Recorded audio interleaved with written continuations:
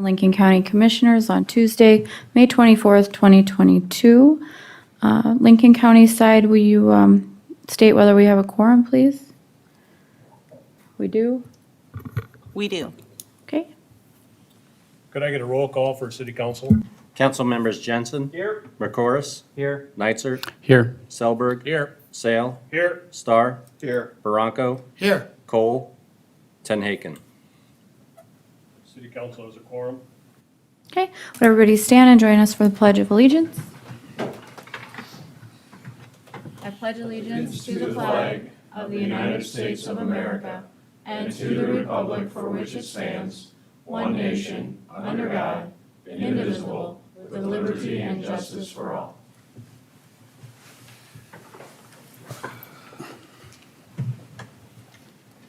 On county side, can I get a motion to approve the regular agenda, please? So moved, Madam Chair. Second. We have a motion by Schmidt, second by Aaron's. The clerk call the roll, please. Commissioner Aaron's? Yes. Commissioner Gibbon? Yes. Commissioner Schmidt? Yes. Commissioner Landine? Yes. Could I get a motion to approve the regular agenda from the city council? So moved, Neitzer. Is there a second? Second, Jensen. Been moved and seconded. Could we please have a roll call vote? Council members Jensen. Yes. McCoris. Yes. Neitzer. Yes. Selberg. Yes. Sale. Yes. Starr. Yes. Baranco. Yes. The motion is approved. Thank you. We'll move on to regular business. This is a second reading and public hearing for an ordinance of Lincoln County amending the joint zoning regulations for Lincoln County and the city of Sioux Falls by amending Article 9.00 C, Commercial District, Section 9.02, Sub J, Medical Cannabis Establishment. The Lincoln County Planning Commission vote to recommend approval failed 0-5. The Sioux Falls Planning Commission vote to recommend approval failed 0-5.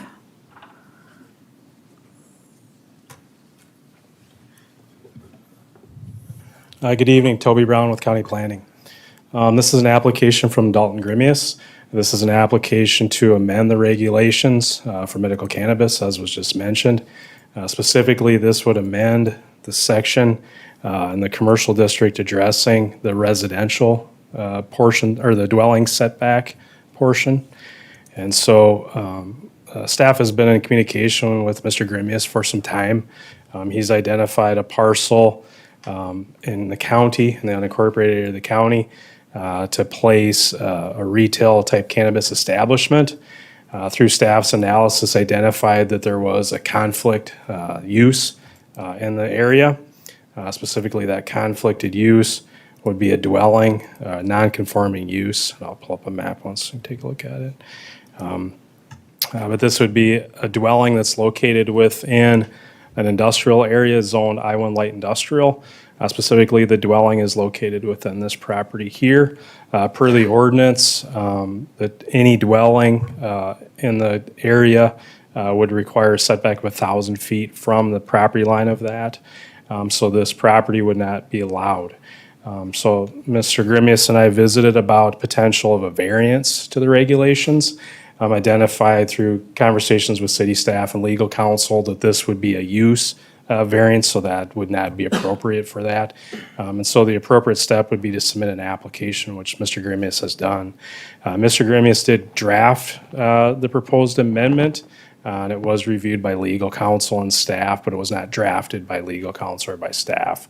And so what the proposed amendment would do specifically would be to take away the regulation or the setback from a dwelling of 1,000 feet to properties that are within the C commercial district, the I-1 and the I-2 zoning district. So essentially, if there was a dwelling, as such the case here, that would be a non-conforming use, is that we would essentially exempt that from the setback.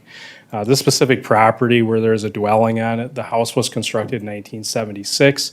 At that time, it was within the A public use district. And so it was a legal conforming use. In 1996, the county rezoned the property to C commercial. I can't find anything in the record that that was initiated by the property owner other than the county board motion to do such. I do know that in 2009, when the current zoning map was adopted and then converted to the joint jurisdictional area, that the county initiated that. It was not initiated by the property owner to switch to I-1 light industrial. Mr. Grimius has talked to the affected landowner, and to the best of my knowledge, they've said that they don't have any issue with the use being in there. And so staff analysis on this initially is that, again, this is a policy change, so it's difficult for staff to weigh in other than to tell you kind of what the impacts of what this would really be if you adopt this amendment. Again, adopting this amendment would allow a dwelling that's a non-conforming use in the C, I1, or I2 district would essentially exempt them from this setback, from meeting that setback. So both sides of it, if the house is currently a non-conforming use, we treat under zoning non-conforming uses, legal non-conforming uses, we treat them as standard uses. But on the flip side of it, Mr. Grimius' argument is that he's proposing a legal conforming business too, and so it's a conflict there with it. So planning, as was stated, both planning commissions did recommend denial of the application. This, per the ordinance, the zoning ordinance for the joint, it does allow for an application to be submitted for a text, essentially a text amendment. I know that's different from what the city of Sioux Falls policy is for ordinance amendments, but that is what is allowed under the joint ordinance. With that, I'd be happy to answer any questions that you have for staff at this time. Anybody have any questions for staff? Craig Nitzer. Chair, may I? Go ahead. So I'm assuming is the strike through that says is conducted, is that just to clean up because you can't be conducting something until you have it? I mean, is that just a cleanup item? Again, this wasn't drafted by staff or legal counsel, the applicant. That was how he submitted the application. So, but I've had it reviewed by our legal counsel. They didn't have any issues with the strike through on that part of it, so. Okay, I'm assuming it's because the measurement would be happening before you've got the use, so is conducted implies that it's already there. I was just trying to figure out what the intent of that deletion was, but did staff on either side, county or city, make a recommendation as it relates to this, or are you neutral? No, I think in the staff report that I included in the packet that staff identified that this was not consistent with the comprehensive plan, mostly because the treating of the conforming use. And then also in the analysis, we identified that we have a number of uses for setbacks, churches, schools, and all those, and we identified in those that we also didn't specify a specific zoning district. So this could come up later in the future too, is that if there's a church that's in a district that's non-conforming, would that, trigger this aspect as well too? And so staff's perspective was consistency, and then the comprehensive plan really talks about protection of conforming uses, non-conforming uses.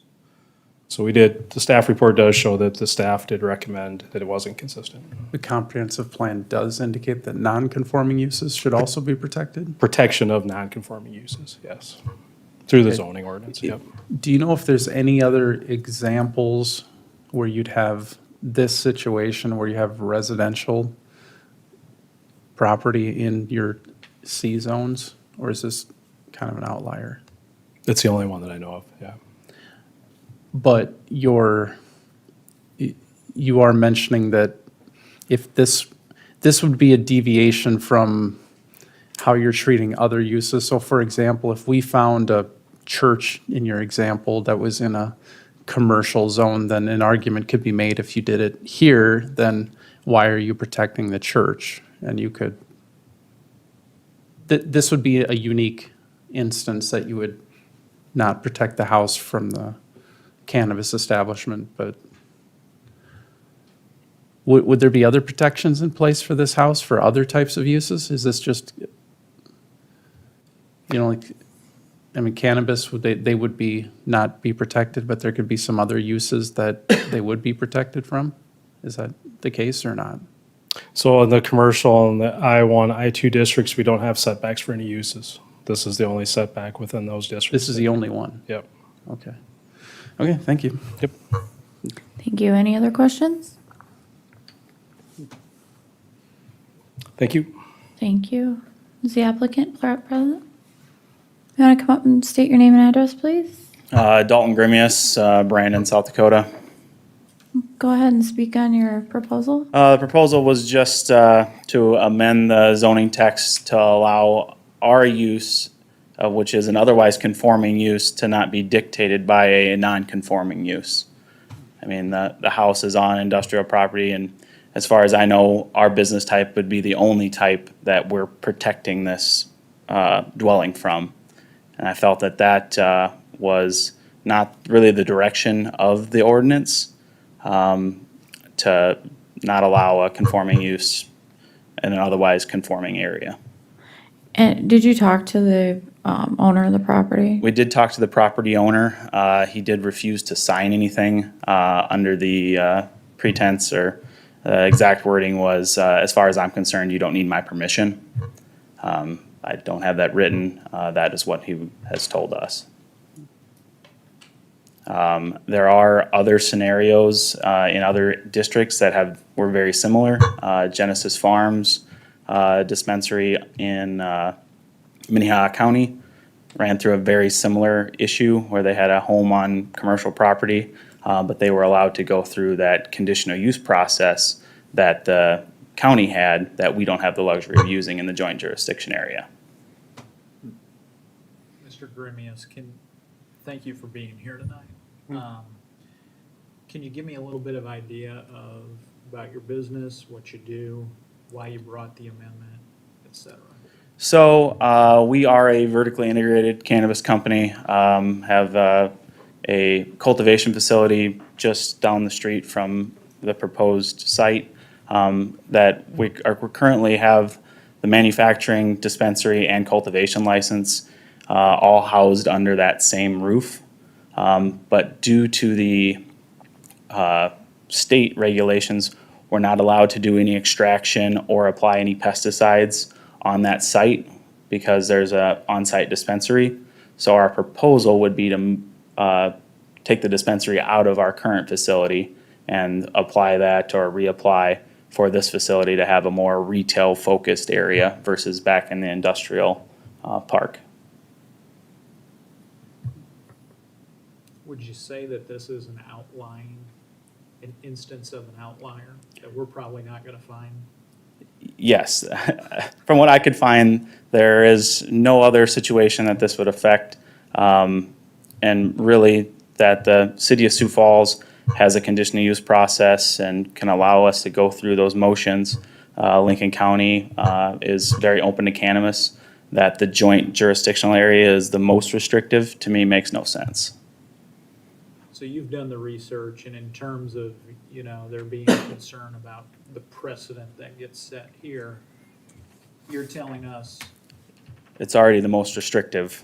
yeah, what I was going to say is you're also telling us it couldn't be set anywhere because there is no other precedent that can be set. Right. Okay, thank you.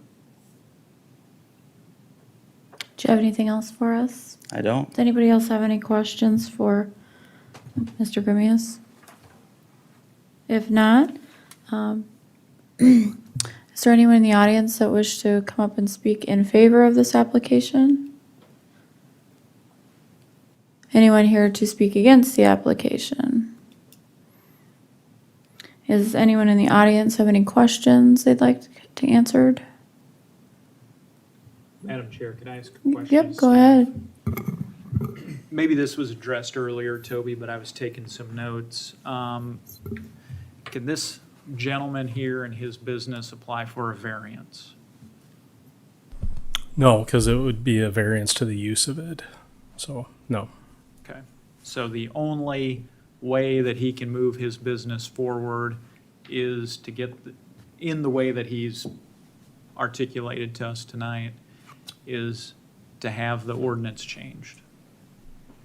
For that site, correct, but he'll still need to obtain a license from the Board of Commissioners as well. Correct. But this would be the necessary first step. Correct.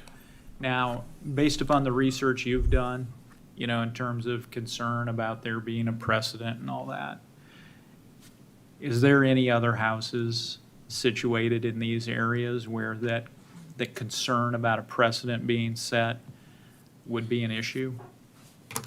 Not today, no. Okay. So really, this is an outlier. This issue is. Could be, yeah. Okay. Yeah. Any of the joint members wish to speak on the item? Madam Chair. Go ahead. Toby, so are there no other uses in your commercial district that have required separation distances? Not that I'm aware of, no. Okay, so this is the only one that has a required separation distance at all? So again, this property is zoned I-1 light industrial. Okay, But I'm because sorry. it's a permissive use, we allow a commercial, because in Lincoln, in the joint ordinance, medical cannabis establishments are only allowed in the commercial district as permissive uses. Because they're permissive uses, we allow them, and if they're zone light industrial, to be permissive uses in that district as well. Okay, Madam Chair. thanks. Go ahead, Commissioner Schmidt. Nolan, is this the only site that you could have? I mean, I'm not picking anything, but there are multiple areas, but you picked a site that needed action on the part of a joint of the city council and the commission. Was there no other sites for your consideration that would have met your particular needs without having to go through all this? Nothing that we could find. Real estate in the joint jurisdictional area where we really want to be is hard to find. That is commercial or light industrial and has all the other setbacks for distance from homes. This, where we have just one house dictating that we can't have a otherwise conforming use, is about the only place we could come up with. That was for sale, that wasn't exorbitantly priced. Okay, thank you. Any other joint members have questions, comments? Go ahead, sir. And this might be for staff, so in this area, and I don't have the map up in front of me, but anyway, so in this area, in the 1,000-foot setback, are there any developments that are going to happen in the future that would go against the 1,000-foot setback? So I'll pull out this other map. Thanks for popping up here again. Yeah, no problem. So yes, there is a house in this development that is zoned A1 that even with this change will not be affected by the setback. It will still, the setback will still count, I guess, is what I'd point out.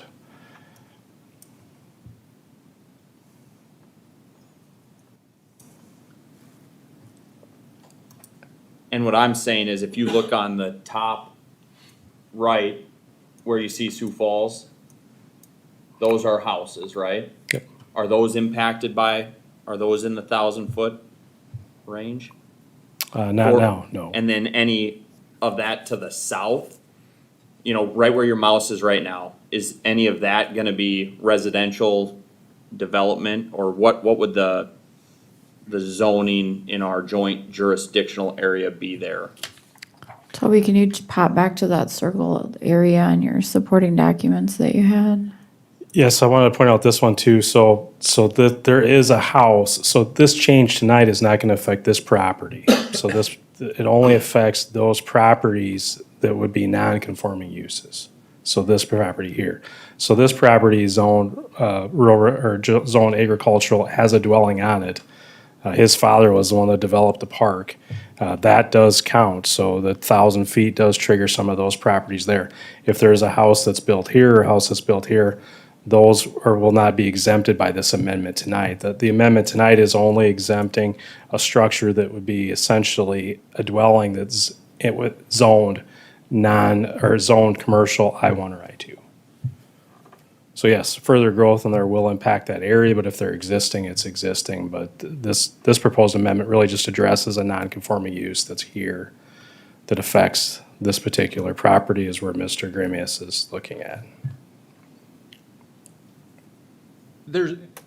Let me expand on his question. Yep. There's nobody looking at building a housing subdivision in that red box on the map, is there? That you know of? That I'm aware of, no.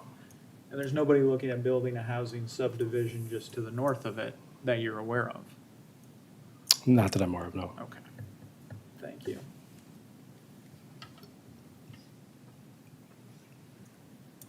Any other members have questions or comments?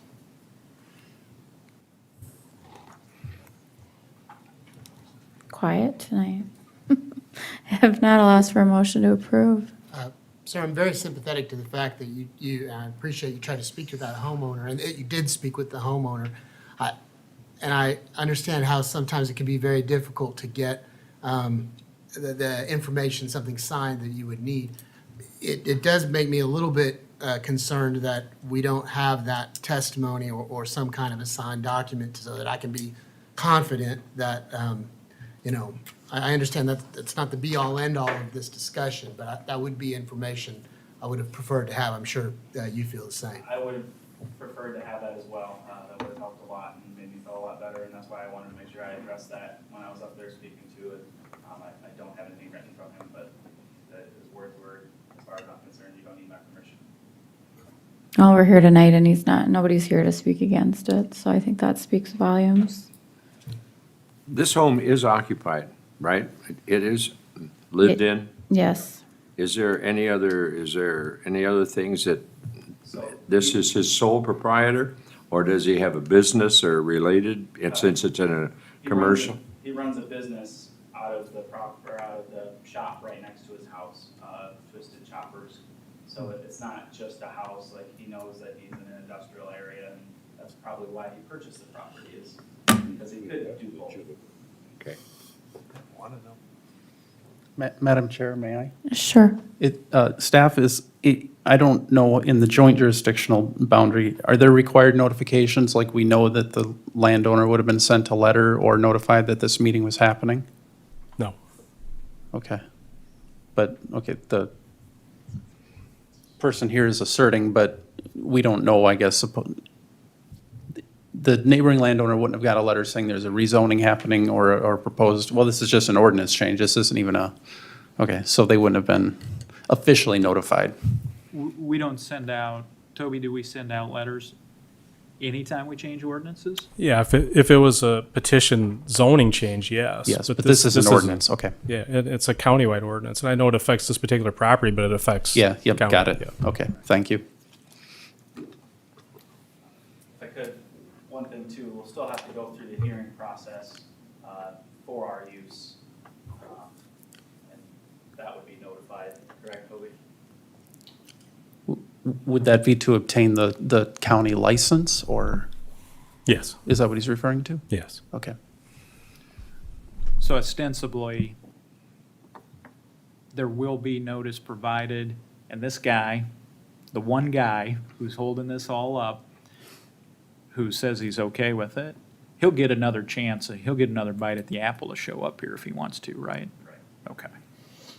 All right, any other questions or comments? If not, I'm going to close testimony on the item. Consider a motion to approve.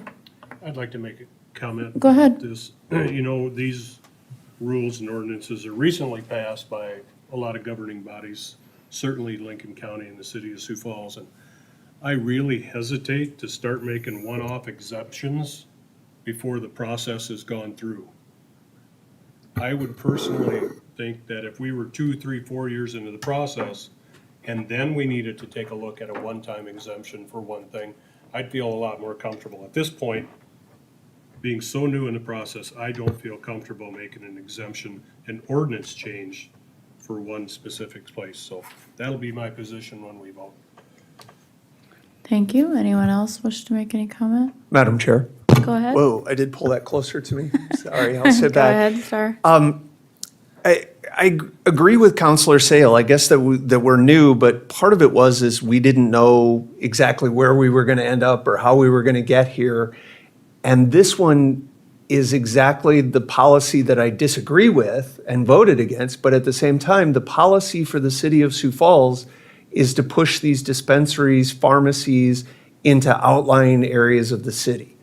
And if we're not going to put it here in an industrial park where we pretty much hide it, which is what our intent was when we set the city policy, I'm not sure where else we're going to put them then. And if it's our goal to totally regulate them out of business, which I feel like we do sometimes, this is exactly the location where our policy says this type of facility should be. And do we have to make, I mean, I don't know what the amount of time is before we make a change. This really, I don't get where else you would do this. And I don't get when you buy a residence in an industrial park, how you would not expect other industrial activities going on around you. Yeah, he was there first. This cleans up a small mess that, we couldn't have anticipated when we passed this. Because again, our goal was to push it into industrial areas where the general public couldn't see it or couldn't be involved in the process. So if we don't allow this here, let's just say we don't allow them anywhere then, because that's really what this comes down to. Thank you. Thank you. Anyone else? Madam Chair, I'll move for approval of the ordinance. All right. Is there a second? I'll second it. Thank you. I have a motion and a second. Madam Chair, if I may. Go ahead. Mr. Grimius, thank you for bringing this forward. This is a example of direct democracy. You've got an opportunity to put on the agenda what other people can't. And we allowed text amendments you get a hearing, and you get all the folks who are elected in office to hear you and hear what you have to say, and you've brought something forward that ordinarily would not have been identified as an issue. And you've done it because you're in the industry and obviously it affects you. So thank you for bringing it forward. Obviously, medicinal marijuana, there's just some people who still don't like it. And they're going to find any excuse to not want to support the industry. In my mind, we don't, need 3 or 4 years in order to identify problems to fix them. You've identified a really unusual one-off instance where you can't move forward with your industry, which is medical cannabis. It's not recreational or anything like that. And so you've got this one guy living out there in a house who apparently says he doesn't have a problem with it. And he'll have an opportunity to come in again under our ordinances if he does have a problem with it. And we've got planning and zoning saying there's no housing subdivisions planned out there. Nobody wants to build out there in a residential manner right now that we know of. And even if they did, there's still some protections built in for those residences anyway, because it only applies to certain zoning ordinances. So we need to move forward now. We can do so confidently that the public is going to be protected. And really, at the end of the day, what are we protecting the public from? Medicine. And so I'm happy to support this. I'm happy to be able to allow people to be able to get the medicine that they want. And it was widely supported in the polls a few years ago. And this just simply clears up, I think, what is a 1 in a million obstacle that you've accurately identified, but it's still, this change in the ordinance still protects everybody. Kids aren't going to be able to drive past on their bicycles and get medical cannabis. So I'm going to be happy to support it because it still protects the public, still protects the kids, still protects schools and things like that. It just clears up a one-off incident. So thank you. If I might. Go ahead.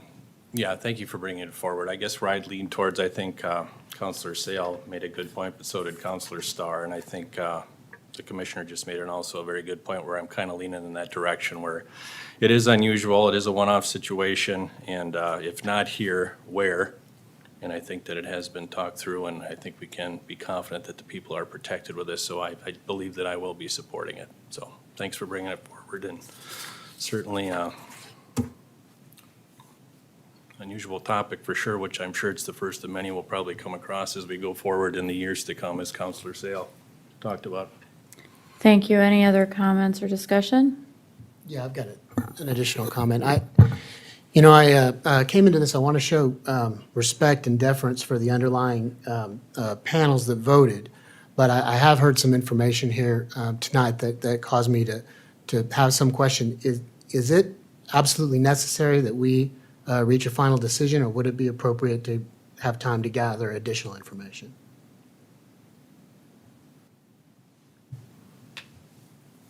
I mean, Matt. there's a motion on the table, so I think we're gonna Okay. move on that motion, and then if there are subsequent motions, we can talk about that, but there is a motion and a second that's been made. So if there's no further comment or discussion on the motion, I'd ask the clerk to call the roll. Commissioner Aaron's, Yes. Commissioner Gibbon, Yes. Commissioner Schmidt, Yes. Commissioner Landine. Yes. Motion carries on the county side. I'll look for a motion to approve from city council. Move approval? Second, Star. Moved and seconded. Mr. Chair. Discussion? Mr. Chair. I agree with Counselor Bronco in the fact that now we could ask the question, but I don't think that they're going to be ready for sale before our next meeting, which would be June 28th. So, you know, if we would be able to defer this to the 28th of June, I think that there'd be more conversations that could be had. Maybe the applicant could, you know, work with the adjoining landowners and talk with them about their, you know, their plans, specifically the individual that this impacts. Because I understand what the county has done, and I appreciate their vote. But I'd like some more time to do a little more due diligence on this, and I don't think it's gonna be ready again to dispense medical marijuana before the 28th.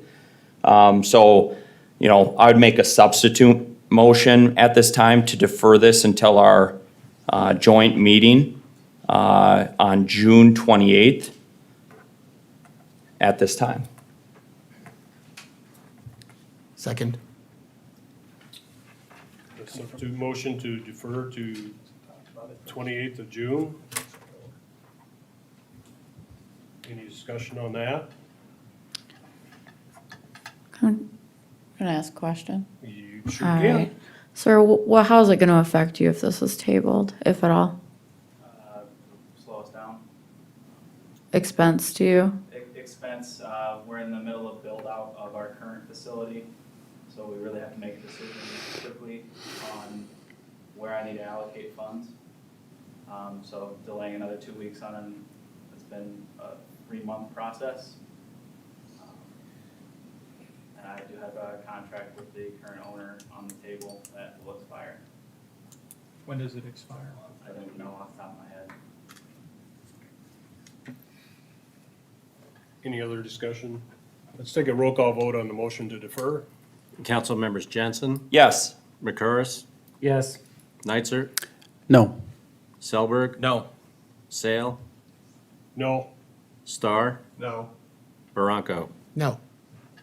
Motion to defer has failed. Let's go back to the original motion to approve by Selberg and Starr. Any other discussion? Counselor Neitzer? You know, it is kind of a close call in that generally you do want to protect non-conforming uses, but as I'm taking in all of this information, I'm going on the assertion that this neighbor was aware of this meeting and there has been discussions, and the fact that said neighbor is not here, I take something from that. I cannot speak for everybody else who sat on the task force that we sat on, but I know what I was going for, and the idea was to have these located somewhere like this. This is where they were supposed to be located. I think you probably have a very unique one-off situation where you have a unique use that is potentially disqualifying an entire area from running a business where there's nowhere else really that it could run. The fact that this particular use has this 1,000-foot limit and there's not a deviation from it, so you can't do like a conditional use if it's less than 1,000 feet, it's just 1,000 or none, correct? So he doesn't have the option to do a conditional use where there would be a public hearing and a neighbor could come and say, hey, I have an objection to this. And so it's really an all or none here. I am also persuaded by the fact that it doesn't appear that this would essentially set a precedent literally because this is the only residential use that is in a zone like this. So taking all of those into consideration, I think, sometimes we just have to use some common sense. And in this particular case, I'm going to support this ordinance change because I still think it's in keeping with what we were trying to do in terms of where they would be placed. So, thank you. Thank you. Other discussion? Hearing none, we have a roll call vote of the council, please. Council members Jensen, Yes? McCurris, Yes. Nitzert, Yes. Selberg, Yes. Sale, No? Star, Yes. Baranco. Yes. That motion is passed. All right, good luck. Yep. All right, we'll move on to our public input. Anybody that wishes to address the commission, the joint members, come on up. You'll have 5 minutes. State your name and address, please.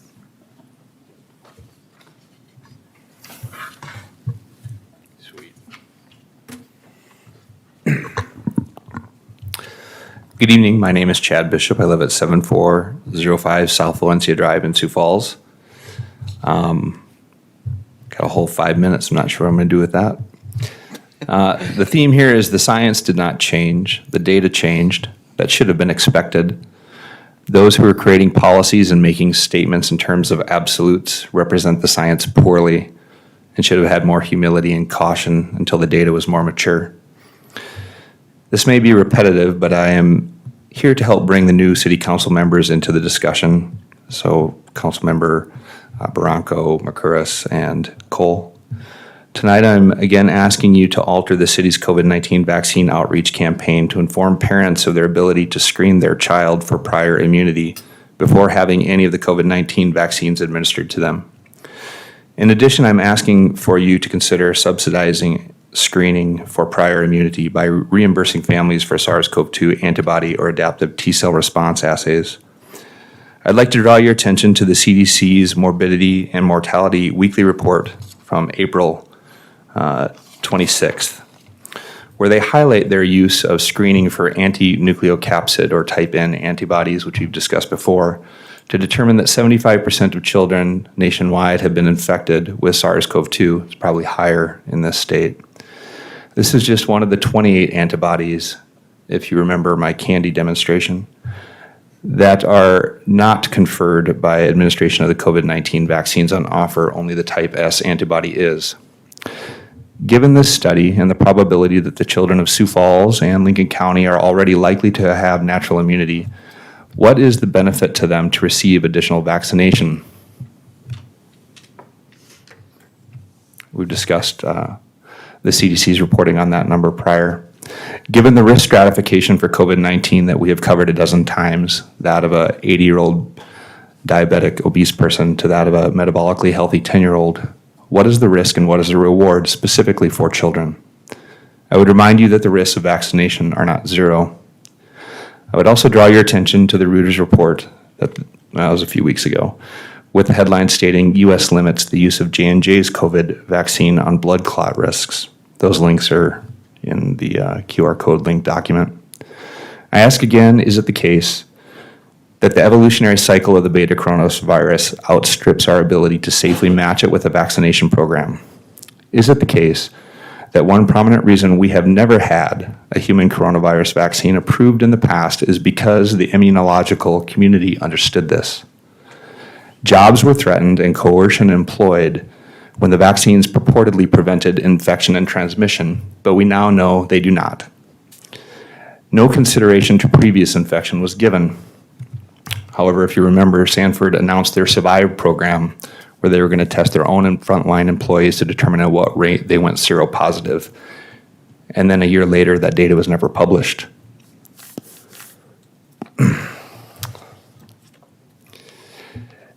Remember that. pure science. How many folks do you know who contracted it post-vaccination? How many folks do we now know who contracted it more than once? Have any of the experts available to Sioux Falls City Council or the Lincoln County Commission brought up the topic of the original antigenic sin, or its variant, the antigenic distance hypothesis? I'd look it up if I were you. On Mother's Day, while I walked into the original pancake house to celebrate with my family, my father seized right in front of me inside the crowded entryway. I had to grab him around the chest with both arms to keep him from falling. After struggling to get him onto one of the benches, it took a few minutes before he recovered. It's an eerie thing to watch a human just not respond for minutes at a time with their eyes wide open. It's heartbreaking, especially when it's someone you love. In March, I conveyed the story to this body of how our family worked with the physicians for 9 months, resulting in a diagnosis of petit mal epileptic seizures for my father. He presented these symptoms for the first time 11 days after the first dose of the Pfizer vaccine. We would like the people to know that the Journal of Neuroimmunology states it this way: healthcare providers should be aware of the possibility of post-vaccination epilepsy. This process took us 9 months. Imagine a family less persistent dealing with this. How many just stopped asking questions? How many were shamed into compliance? How many doctors would even pursue it? The day after the statement to this body, the first Freedom of Information Act data dump from the Pfizer approval submission was provided. You will find petit mal epilepsy seizures among the adverse event reporting, specifically on page 21. Thank you for your time. Thank you. Any other public input? Anybody want to come up and speak? If not, we'll consider a motion to adjourn. Move to adjourn. Is there a second? Second? Thank you. Will you call the roll, please? Commissioner Aaron's, Yes. Commissioner Gibbon, Yes. Commissioner Schmidt, Yes. Commissioner Landian. Yes. Can I get a motion to adjourn from the So council? moved, Jensen. Second, chorus. It's been moved and seconded. Could I, let's just take a voice vote. All in favor, say yes. Yes. Yes. Opposed, say nay. Passed. We're adjourned. We're adjourned.